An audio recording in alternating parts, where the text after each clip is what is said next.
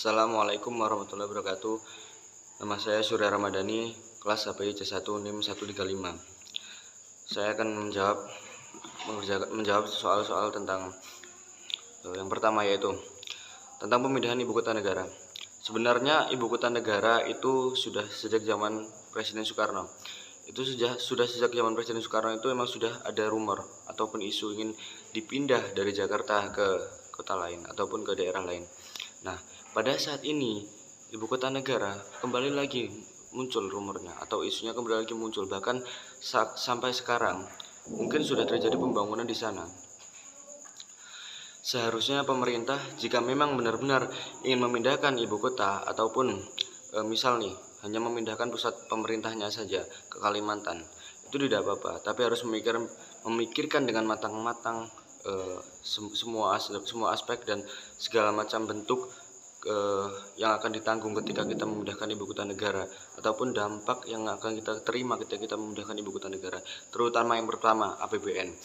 Kita ketahui sendiri sekarang sejak zaman tahun 2019 COVID ataupun Corona itu telah melanda seluruh dunia, dan sampai saat ini mungkin di berbagai daerah maupun belahan dunia itu masih terdampak COVID-19.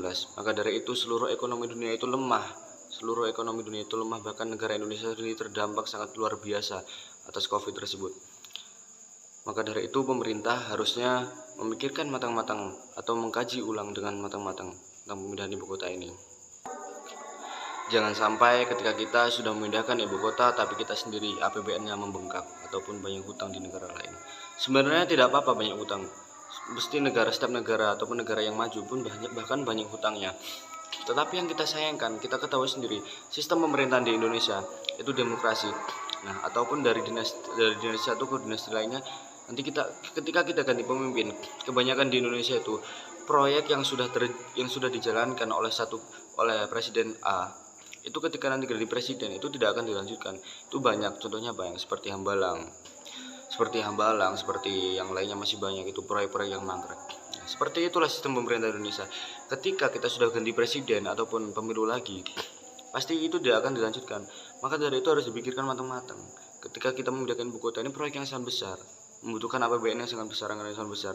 Ketika kita seperti itu sistem pemerintahan kita dan sistem pengelolaan kita akan menjadi negara yang sangat rugi dan banyak hutang dan tidak akan mendapatkan apa-apa.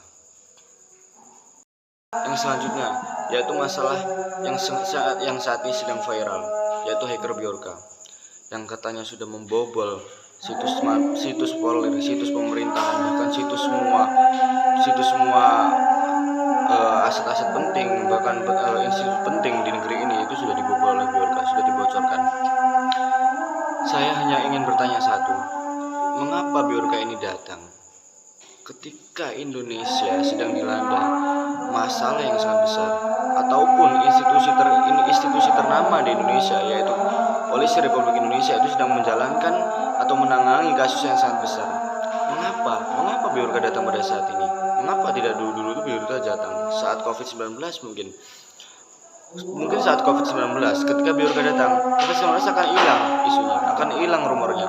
Tetapi mengapa saat masyarakat sedang bergantung dan menaruhkan kepercayaan sepenuhnya kepada Polri atas kasus ini, dan masyarakat akan menilai bahwasanya bobroknya ataupun kebaikannya Polri itu akan terlihat dari sini, bahwa Polri itu serius atau tidak menangani kasus-kasus seperti ini.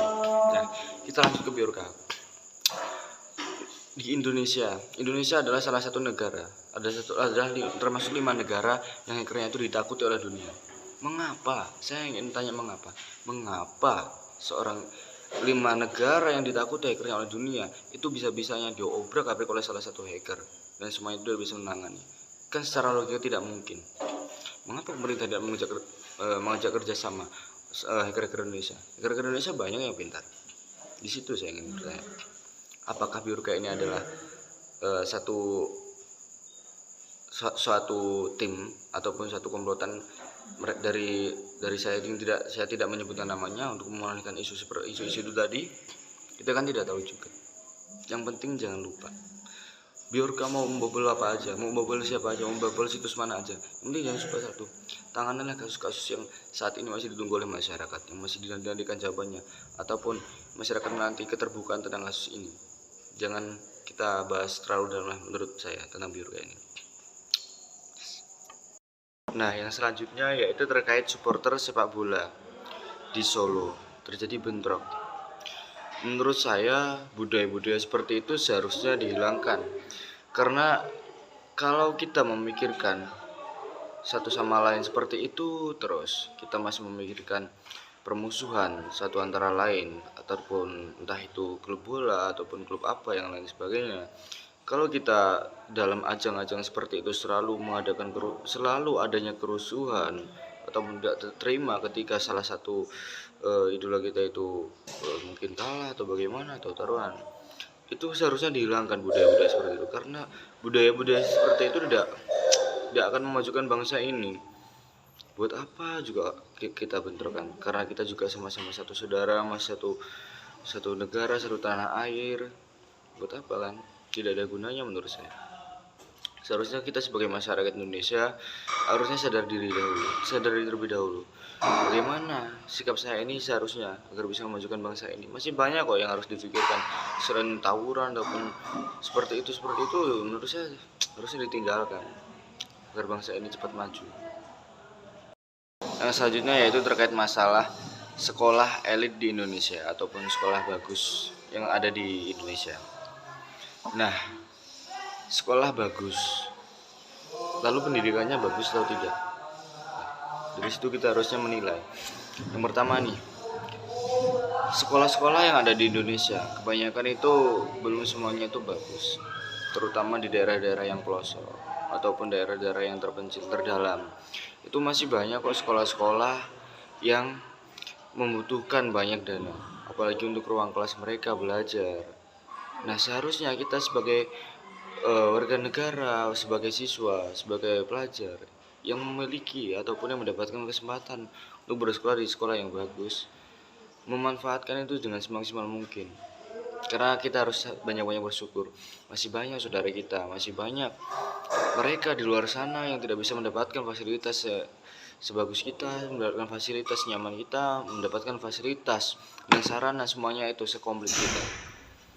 Jadi, dan terutama kepada pemerintah seharusnya lebih memperhatikan di sektor-sektor di daerah-daerah lain yang mungkin masih tertinggal. Itu tolonglah diperhatikan lagi, diperhatikan dan juga diawasi dana-dana tersebut apakah digunakan untuk semestinya membangun sekolah ataupun membangun sarana untuk belajar. Nah, itu yang perlu diperhatikan menurut saya. Dan tetap semangat lah, isi kemerdekaan ini dengan sekolah yang sungguh-sungguh. Yang selanjutnya yaitu gaji subsidi cair 600.000 per bulan atau tambahan gaji UMR pekerja pabrik. Nah, rencananya sih kemarin saya dengar pemerintah Kota DKI Jakarta ingin menaikkan UMR ataupun upah minimum rakyat. Sudah sangat bagus langkah pemerintah untuk melakukan ini semua, karena sudah semestinya buruh ataupun pekerja-pekerja pabrik seperti itu mereka lah tenaga utama di negeri ini, salah satu tenaga utama di negeri ini, karena mereka lah yang melakukan pekerjaan yang pekerjaan itu menghasilkan sesuatu yang sangat-sangat dibutuhkan di negara kita. Contohnya misal nih di pabrik roti ataupun di pabrik sepatu, pabrik sembako ataupun pakaian, semuanya itu kan dibutuhkan oleh masyarakat Indonesia, dan mereka juga bekerja itu dengan sungguh-sungguh. Mereka juga bekerja demi anak dan istri mereka. Jadi langkah pemerintah untuk mencairkan dana tersebut bagus, cuman harus tepat pada sasarannya. Jangan sampai dana-dana tersebut tidak tepat dengan sasarannya. Kasihan bagi mereka yang tidak mendapatkannya, ataupun sangat prihatin lah melihat mereka yang sangat masih kekurangan dengan pekerjaan mereka yang sangat luar biasa, tetapi gajinya tidak sesuai. Pemerintah harusnya mengawasi lebih lanjut lagi terkait itu semua. Baik, terima kasih. Semua itu tadi semua penjelasan dari saya. Saya akhiri. Wassalamualaikum warahmatullahi wabarakatuh.